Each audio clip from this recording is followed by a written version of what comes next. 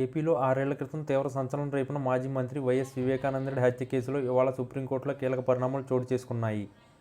ఈ కేసులో నిందితులకు గతంలో తెలంగాణ హైకోర్టు ఇచ్చిన బెయిల్ను రద్దు చేయాలని కోరుతూ వివేక కుమార్తె సునీత దాఖలు చేసిన కేసును విచారిస్తున్న సుప్రీంకోర్టు ఈ కేసులో దర్యాప్తు ముగిసిందా లేదా అని సీబీఐని అడిగింది.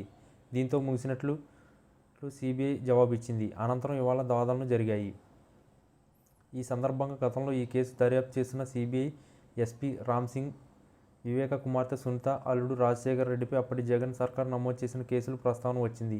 ఈ కేసులో కుట్రపూరితంగా మృతుడి కూతురు, అల్లుడితో పాటు సీబీఐ అధికారులపైన కేసులు నమోదు చేసినట్లు సునీత లాయర్ సుప్రీంకోర్టు దృష్టికి తెచ్చారు. దీంతో స్పందించిన జస్టిస్ సుందరేశన్ ధర్మాసనం ఈ కేసుల్ని కొట్టేస్తామని ప్రకటించింది. దీంతో ఈ ముగ్గురికి ఊరట లభించింది.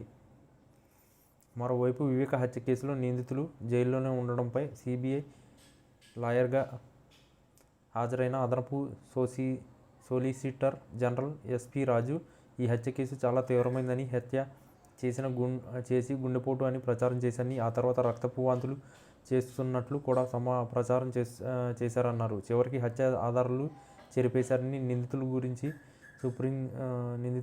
సుప్రీంకు వివరించారు. ఈ కేసులో వీరికి మరణశిక్ష విధించే అవకాశం ఉందని సీబీఐ లాయర్ సుప్రీంకోర్టుకు తెలిపారు. దీనిపై సుప్రీంకోర్టు నిర్ణయం తీసుకోవాల్సి ఉంది.